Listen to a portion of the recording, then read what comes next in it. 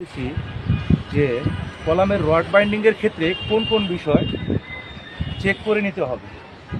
First, আপনার column schedule অনুযায়ী কলামের যে রড থাকার কথা, যে ডায়ার দেখা গেছে 20 মিলি, 16 মিলি, 25 মিলি যাই থাকার কথা, সে অনুযায়ী রডগুলো কলামে আছে।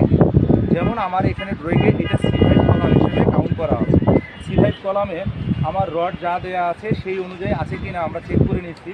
আমার এখানে C5 কলামে 6টা আছে আপনার 16 মিলি, 6টা আছে 20 মিলি, এইভাবে আমরা দিয়েছি এখানে 1 2 3 4 5 6, 6টা 20 মিলি, 16 মিলি হচ্ছে 6টা, 1 2 3 4 5 6।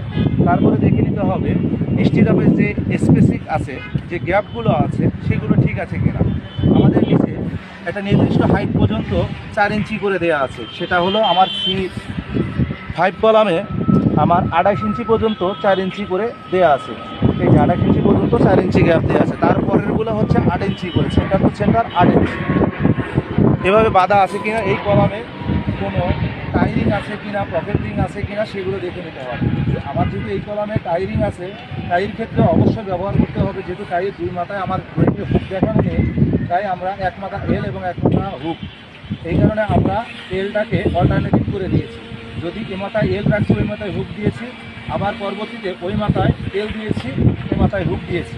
এভাবে আপনারা কলামের রডগুলো, রিংগুলো সব দেখে কলামের রড চেক করে নিয়ে শাটারের জন্য অনুমতি দেবেন।